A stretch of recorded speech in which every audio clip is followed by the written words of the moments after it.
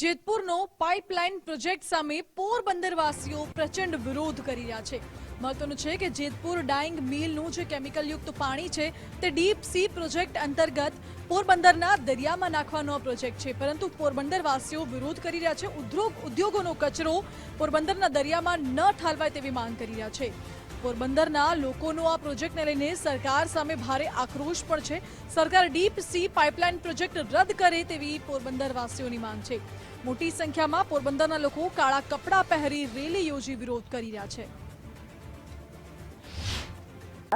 જેતપુરનું પ્રદૂષિત પાણી છોડવામાં આવી રહ્યું જે પ્રોસેસ ચાલુ છે એ પ્લીઝ બંધ કરવામાં આવે, કેમ કે અહીંયાની નાગરિકો, બાળકો અને લોકો માટે લાભદાયક નથી।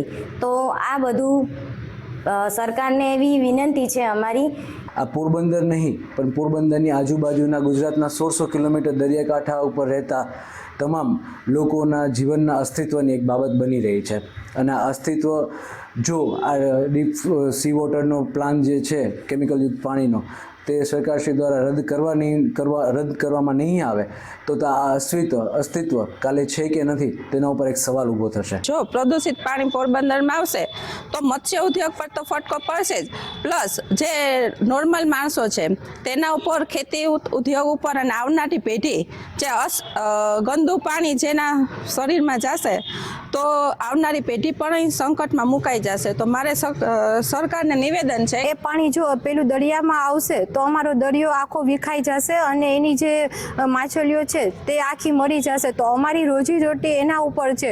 પેલું જે દિલ્હીમાંથી અત્યારે પ્રદૂષિત હવા છે એ તો બગડેલી છે, પણ શું હવે અમારા દરિયાને પણ બગાડશે તો અમે ક્યાં ધંધો કરવા જાશું? સરકારની રજૂઆત છે કે આ બંધ કરો, અમારે પોરબંદર છોડીને જવું ના પડે દરિયામાં। અત્યારે જે પોરબંદરમાં અમે કાલે રેલી ને એવું કાઢેલું સ્મશાન યાત્રા, ડબલ પોલિસી હોય ને એવું લાગે છે। એક તરફથી મોદી સરકાર એમ કે તમે દરિયાને બચાવો ને પર્યાવરણને બચાવો, અને એક તરફથી તમે અમારા દરિયામાં આવું ગંદુ પાણી નાખવા લઈ આવ્યા છો, તો આમાંથી પ્રજા શું કરે? કેમિકલયુક્ત પાણી છે, સરકાર એવું કહે છે કે અમે એને વ્યવસ્થિત રીતે સાફસૂફ કરીને ચોખ્ખું પાણી દરિયામાં પાઇપલાઇન દ્વારા 10 થી 12 કિલોમીટર અંદર જાય એટલું દૂર ફેંકશું, છતાં પણ અંદર જાય કે ગમે ત્યાં રાખે। એક તો એ પાણી આટલું બધું જો સારું જ હોય તો પોરબંદર સુધી પહોંચાડવાની જરૂર ક્યાં છે? જેતપુરમાં મસ્તીનું એક સરસ મજાનું તળાવ બનાવો અને એમાં એ પાણી ભરો અને ફરવા માટેનું એક સરસ મજાનું સ્થળ બનશે। મારું નામ અશ્વિનગીરી ગોસ્વામી છે, વોર્ડ નંબર 11। એ પાણી એવું છે કે જેનાથી દૂષિત થાય, માણસોમાં રોગચાળો ફેલાય, તો એના માટે સરકારને એવી નમ્ર વિનંતી છે કે આનો કંઈ પણ ઉપયોગ કરીને આનો એવો વ્યવસ્થા કરે કે કોઈને પણ નુકસાન ન થાય। તો અમે આ કદળો અને કેમિકલ કે જે પોરબંદરના દરિયામાં ઠલાવવાના છે, તો જેતપુરથી અહીં સુધી લઈ આવવામાં શું કામ આ લોકોને આવું વિચાર્યું કે પોરબંદરમાં જ શું કામ નાખવો?